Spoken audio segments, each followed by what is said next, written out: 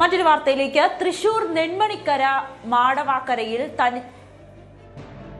തനിച്ചു താമസിക്കുന്ന വയോധികനെ മരിച്ച നിലയിൽ കണ്ടെത്തിയ സംഭവം കൊലപാതകമെന്ന് തെളിഞ്ഞു.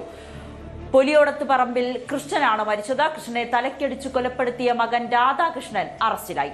സ്വത്ത് തർക്കവുമായി ബന്ധപ്പെട്ട കേസിൽ കൃഷ്ണനാണ് ജീവനാംശം നൽകാൻ കോടതി ഉത്തരവിട്ടിരുന്നു. ഇതേ തുടർന്നുണ്ടായ വൈരാഗ്യമാണ് കൊലപാതകത്തിന് കാരണമെന്നാണ് പോലീസ് പറയുന്നത്. വിശദാംശങ്ങളുമായി ആജ്ഞ രവീന്ദ്രൻ ചേരുന്നുണ്ട്. ആജ്ഞ, ജനിപ്പിച്ച പിതാവിനെ തന്നെ മകൻ അതിക്രൂരമായി കൊലപ്പെടുത്തുന്നു. എന്താണ് പോലീസ് നൽകുന്ന വിശദാംശങ്ങൾ?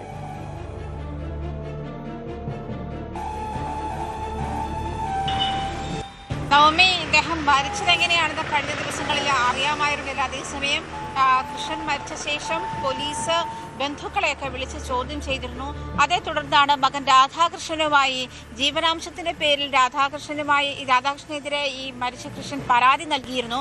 ഈ പരാതിയുടെ അടിസ്ഥാനത്തിൽ കോടതി വിധിയുണ്ടായിരുന്നു. കൃഷ്ണന് അനുകൂലമായ കോടതി വിധിയുണ്ടായിരുന്നു. തുടർന്ന് രാധാകൃഷ്ണൻ കൃഷ്ണൻ തമ്മിൽ സ്വരച്ചേർച്ചയില്ലായിരുന്നു എന്നാണ് വ്യക്തമാക്കുന്നത്. തുടർന്നുള്ള ചോദ്യം ചെയ്യലിലാണ് രാധാകൃഷ്ണൻ കുറ്റം സമ്മതിക്കുന്ന സാഹചര്യം ഉണ്ടായിരുന്നത്.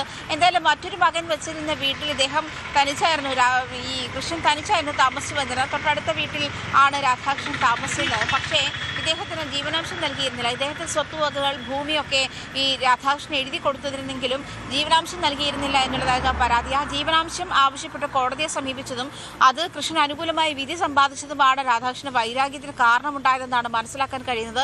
എന്തായാലും ഇദ്ദേഹം വീട്ടിൽ കട്ടിലിനോട് ചേർന്ന്, ചുമരിനോട് ചേർന്ന് ഇരിക്കുകയായിരുന്നു. ഇരുന്ന രീതിയിലാണ് മൃതദേഹം കണ്ടെത്തിയത്. ചെവിക്ക് മുകളിൽ, ഇടത് ചെവിക്ക് മുകളിലൊരു ആഴത്തിലുള്ള മുറിവ് കണ്ടെത്തിയിട്ടുണ്ട്. അത് ചുറ്റിയെ കൊണ്ട് അടിച്ചതാണ് എന്നാണ് മനസ്സിലാക്കുന്നത്. അത്തരത്തിൽ ഒരു വലിയ ആക്രമണം ഉണ്ടാക്കിയാണ് ഇദ്ദേഹത്തെ കൊലപ്പെടുത്തിയത് എന്ന് വേണം മനസ്സിലാക്കാൻ. എന്തായാലും ഈ വീട് പരിശോധിച്ച ശേഷം, അതായത് മറ്റൊരു മകൻ്റെ വീട്ടിലായിരുന്നു ഈ കൃഷ്ണൻ താമസിച്ചു വന്നിരുന്നത്. 2-3 ദിവസമായി വിളിച്ചിട്ട് ഫോൺ എടുക്കാത്തതിനെ തുടർന്നാണ് മകൻ അയലത്തുകാരെ വിളിച്ചറിയിച്ചത്. തുടർന്ന് അവരെത്തി വീട് തുടർന്ന് പരിശോധിച്ചപ്പോഴാണ് ഇത്തരത്തിൽ മൃതദേഹം കണ്ടെത്തിയത്. അതേ തുടർന്ന് പിന്നീട് ഈ 3 ദിവസത്തോളം അദ്ദേഹം കൃഷ്ണന്റെ മൃതദേഹം ആ വീട്ടിനുള്ളിൽ കിടന്നിരുന്നു എന്നാണ് മനസ്സിലാക്കുന്നത്. തുടർന്ന് പോലീസ് എത്തി ഇൻക്വസ്റ്റ് നടപടികൾ പൂർത്തിയാക്കിയാണ് കൃഷ്ണന്റെ മൃതദേഹം സംസ്കരിച്ചതും പോസ്റ്റ്മോർട്ടത്തിലാണ് ഇത് കൊലപാതകമാണ് എന്നുള്ള കാര്യത്തിൽ വ്യക്തത ഉണ്ടായത്. എന്തായാലും ഇടത് ചെവിക്ക് മുകളിലുള്ള ആഴത്തിലുള്ള മുറിവ് പ്രഥമ ദൃഷ്ട്യാ തന്നെ പോലീസിന് കൊലപാതകമാണെന്ന് വ്യക്തമായിരുന്നു. പക്ഷേ പോസ്റ്റ്മോർട്ടത്തിന് ശേഷം ഇദ്ദേഹത്തിന്റെ മൃതദേഹം സംസ്കരിച്ച ശേഷമാണ് ബന്ധുക്കളെ ചോദ്യം ചെയ്യാൻ പോലീസ് വിളിപ്പിച്ചത്.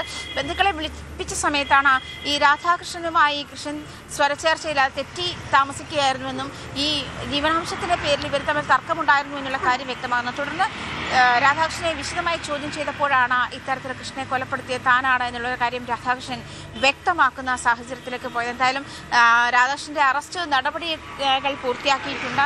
52 വയസ്സാണ് രാധാകൃഷ്ണനുള്ളത്. മരിച്ച കൃഷ്ണന് 89 വയസ്സുമായിരുന്നു ഉണ്ടായിരുന്നത്. ജീവനാംശത്തിന്റെ പേരിൽ ഉണ്ടായ തർക്കമാണ് ഈ പിതാവിനെ കൊലപ്പെടുത്താനുള്ള ശ്രമം, കൊലപ്പെടുത്തിയ സാഹചര്യത്തിലേക്ക് എത്തിച്ചത്. ഇത് മറ്റൊരു മകന്റെ വീട്ടിൽ നടന്ന സംഭവമായിരുന്നു. വീട് പൂട്ടിയിട്ട് എന്ന നിലയിലാണ് കണ്ടെത്തിയത്. പക്ഷേ പോലീസ് അകത്ത് കയറി പരിശോധിച്ചപ്പോഴും നാട്ടുകാർ അകത്ത് കയറി പരിശോധിച്ചപ്പോഴാണ് കൃഷ്ണന്റെ മൃതദേഹം കണ്ടെത്തിയത്. മുകളിലത്തെ നിലയുടെ 2ാം നിലയുടെ വാതിൽ തുറന്നു കിടക്കുന്ന സാഹചര്യം കണ്ടത്. തുടർന്നാണ് ഈ കൊലപാതകത്തെക്കുറിച്ചുള്ള കൂടുതൽ അന്വേഷണം പോലീസ് നടത്തിയത്. നവമി,